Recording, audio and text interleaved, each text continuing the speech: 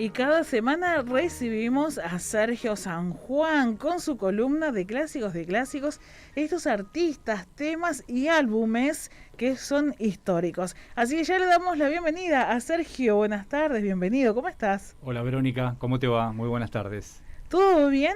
Todo muy bien, un poco lluvioso, húmedo, días Eso. Horribles, ¿no? Los últimos días. Sí, bueno, dicen que va a parar ya. Esperemos que sí, yo creo que sí. Sí, mañana dice que va a haber mucho viento. ¿Viste Mar del Plata cómo estaba? Un desastre. Desastre terrible. Toda la costa, ¿no? Sí, y eso se venía para acá, decían. Vamos a ver, capaz que ayuda y seca un poco. Esperemos que sí. Pero calculo que te dio tiempo estos días para seguir viendo qué otros discos íbamos a compartir y seleccionaste uno para hoy. Exactamente, sí. Viste que la idea es un poco traer siempre mezclados un artista nacional con un internacional. Sí. Hoy nos tocaría uno internacional. Vamos a hablar de Phil Collins y su primer disco solista, Face Value, editado en el año 1981.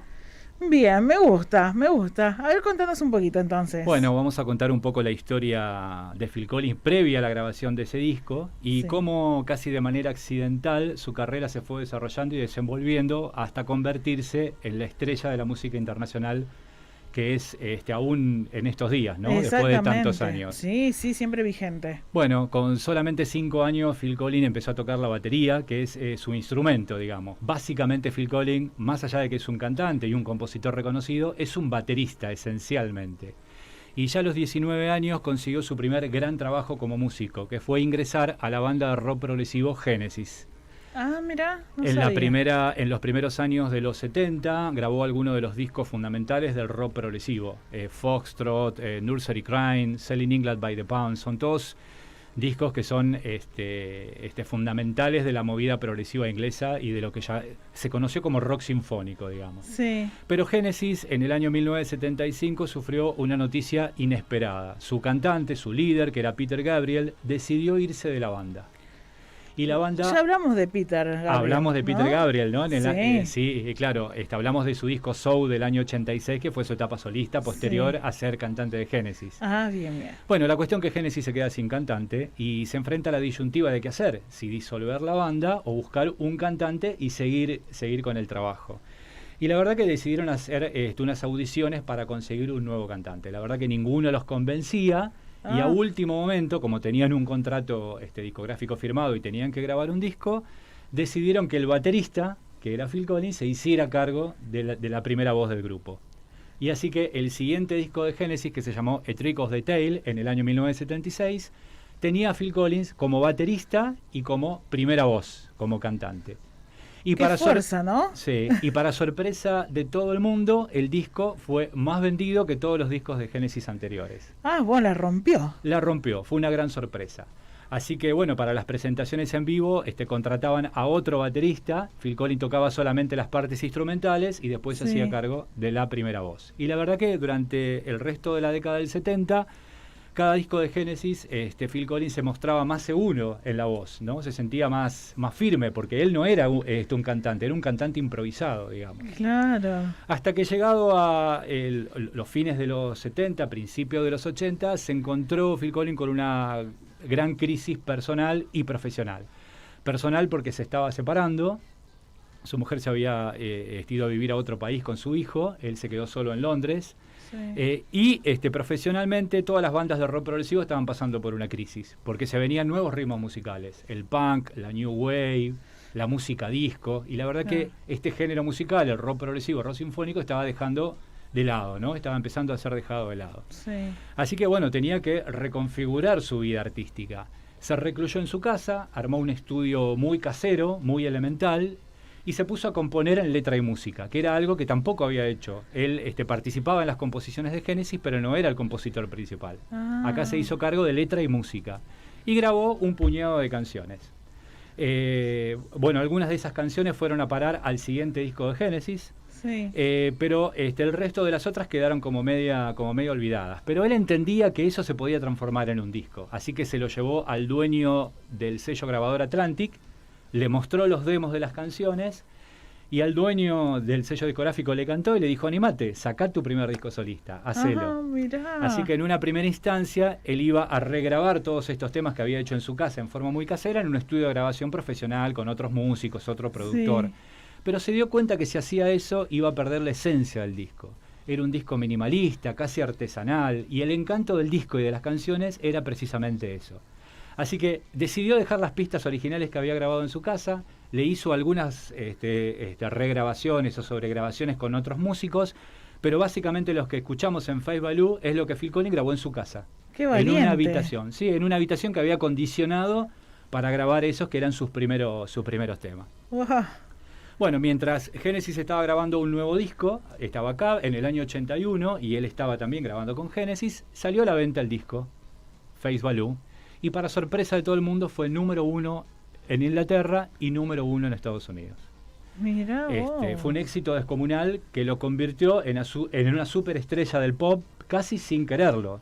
Claro. Sin quererlo se transformó en cantante de Genesis y sin querer empezaba una carrera solista de gran éxito.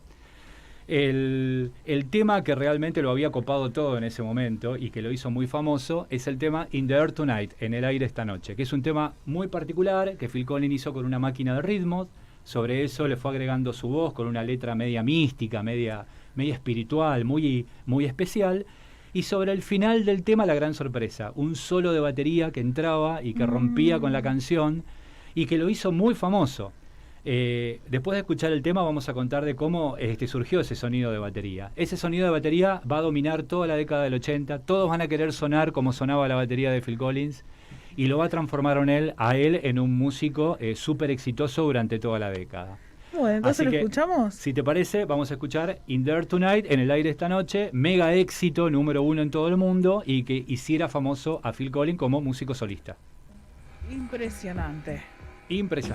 Impresionante. Se lo conoció como el sonido bombástico de la batería. Sí. Y te decía que te iba a contar un poquito la historia de cómo surgió, ¿no? Este Dale. sonido de batería. Fue un poco por accidente. El ex compañero de Genesis de Phil Collins, Peter Gabriel, estaba grabando un disco solista y lo invitó a Phil Collins a tocar en un tema. El tema se llamaba Intruder. Sí. Y Peter Gabriel le pidió que no tuviera platillos el sonido de la batería, que solamente sean tambores y bombos. Y por un pequeño error en la consola de sonido, cuando le pegaba el golpe a la batería, se cortaba el sonido y quedaba como un sonido seco, como de una bomba. Claro, sí. Y a él le encantó, le pidió permiso a Peter Gabriel para seguir trabajando con ese sonido y desarrollarlo, y así surgió el sonido de la batería de In the Air Tonight, que después sería replicado por un montón de músicos. Phil Collins lo seguiría desarrollando en toda su carrera solista, ese sonido. Lo Sí. llevó a Genesis empezó a tener ese golpe de batería, ese sonido tan particular. Lo imitaron bandas hasta de heavy metal porque le servía para el tipo de música que hacían, en un sonido duro. Claro. Y lo transformó en un artista muy requerido, incluso se terminó transformando en productor, porque todos lo querían para que participara de sus grabaciones y para que le produjera los discos. Bueno, a partir de ahí, la carrera solista de Phil Collins despegó. Al año siguiente grabó un segundo disco, Hello, I Must Be Going, Hola, Debo Irme, del año 82. Volvió con Genesis, grabó otro disco más con Genesis, salió de gira. En el año 85 grabó el disco que sería su más grande éxito comercial, No Jacket Required, No se necesita llevar saco, del año 85. Ahí ganó Grammy a Mejor Cantante, Mejor Productor, Mejor Disco del Año. El gran éxito se llamó Susudio, de ese tema que se escuchó muchísimo en la década del 80. Volvió con Genesis en el 86 para grabar Invisible Touch, que también fue un éxito enorme, fue el disco más vendido de toda la historia de Genesis. Y finalmente en el 89 graba su cuarto disco solista, que se llamó Bad Seriously, pero seriamente, y también hizo una gira mundial presentación. O sea que en la década del 80 fue casi copada por el sonido de Phil Collins y por el sonido de su batería. Y todo nació un poco por un accidente, ¿no? O sea, se transformó en cantante sin querer serlo. Sí. Se transformó, grabó su primer disco solista casi por accidente, porque él no era compositor. Y finalmente se terminó transformando en una estrella de nivel mundial. Claro, y que sigue vigente a través del tiempo, ¿no? Fuera del aire te decía, yo a él lo tengo por las canciones de películas, ¿no? Y hay dos muy famosas, una de la película Tarzán de Disney, Sí. tiene música de él, un tema con el cual ganó el Oscar a la mejor canción ese año, Y también hay otra película que se llama El poder y la pasión, que tiene un tema que se llama Against All Odds, contra todas las vicisitudes, que también es otro de sus grandes éxitos, y por el que también fue nominado al Oscar. Y ahí es tan característico también su voz, ¿no? Sí. Que parece tan lejana, sí, pero suena lindo. Sí, sí, es una voz muy particular, que tenemos incorporada porque se escuchó muchísimo en los 80 y que sigue vigente, ¿no? Ahora Genesis está por volver a salir de gira después de un montón de años. Él ya no toca más la batería porque tiene un problema en la cervical y no puede tocar la batería, pero la batería la va a tocar su hijo, Nicholas Collins, que tiene 19 años solamente. ¿Toca como él? Es su hijo más chico. Y yo lo vi en Buenos Aires, la última vez que Phil Collins vino a la Argentina, hace 2 años, 3 años, tocó en el campo argentino de polo. Él ya no tocaba la batería y la que tocaba era su hijo, que en ese momento tenía 16 años. Y tocaba realmente muy bien. Así que, genética. Bueno, es genético, debe ser algo genético, algo genético. Pero bueno, todo nació en este primer disco solista, Face Value, que es un disco hermoso, muy lindo para escuchar, con mucha atmósfera, mucho ambiente, mucho sonido. Ahí se pudo dar el gusto de incursionar en todos los ritmos musicales que no tenían cabida en Genesis, que era una banda rock progresivo, y que a él le gustaban, como el Rhythm and Blues, los bronces, la música soul. Le gustaba mucho la música negra, y muchos elementos de eso están presentes en este disco y en el siguiente. Bueno, participan algunos músicos invitados muy famosos, como Stephen Bishop, que era un cantante melódico que él admiraba mucho. Eric Clapton hace un solo de guitarra en un tema que se llama Is Leaving Me Sissy, que es una balada muy sensual que realmente tuvo mucho éxito. Pero bueno, la verdad que se transformó en un disco icónico. La tapa del disco es un primer plano de la cara de Phil Collins. La estamos viendo aquí en la transmisión en vivo que estamos realizando desde el Facebook. Ahí está la tapa del disco. Bueno, esa tapa él la replicó en sus discos posteriores. Siempre puso una primer plano de su cara en la tapa. Siempre lo replicó en todos sus discos. ¿Mirá? Y acá tuvo mucha repercusión. El primer disco solista de Charly García, Yendo de la cama al living, es un primer plano de su cara, y el mismo Charly reconoció que estaba inspirado en la tapa de este disco de Phil Collins. Así que cuántas cosas. Cuántas cosas, ¿no? Sí, cuántas historias también, cuántas ¿no? historias. Cada grabación y cada disco hay una historia de vida y un montón de cosas que tiene detrás, ¿no? Que está lindo conocer. Claro, y bueno, y esto también que está teniendo de lindo, pero yo te presto mucha atención en todo lo que me vas contando, y vamos relacionando tiempos también, esos contemporáneos que fue en ese momento y que tuvieron relación. Capaz que era contagioso, ¿no? El éxito. Puede ser. Tendríamos que tocarlos así a ver si nos contagian un poco. Puede ser. Pero bueno, fue una máquina de generar éxito, sobre todo en la década de los 80, ¿no? Claro. Realmente. Bueno, buenísimo. Pero yo sé que no seleccionaste un temita más para el cierre de la columna. Para el cierre vamos a escuchar otro tema de Face Value que se llama I Miss It Again, Perdí Otra Vez, y que tiene un poco los ritmos musicales que te contaban que le gustaban y que no tenían cabida en Genesis, ¿no? Acá se da todos los gustos. Hay un poco de bronces, hay saxos, hay trompetas, y hay una música soul que remite mucho a la música negra del sello Motown, que era un sello de los norteamericanos, que en los años 60 editaba músicos negros nada más.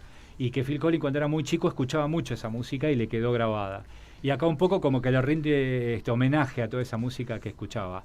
El tema se llama I Miss It Again, Perdí Otra Vez, y forma parte del primer disco solista de Phil Collins, Face Value, editado en 1981.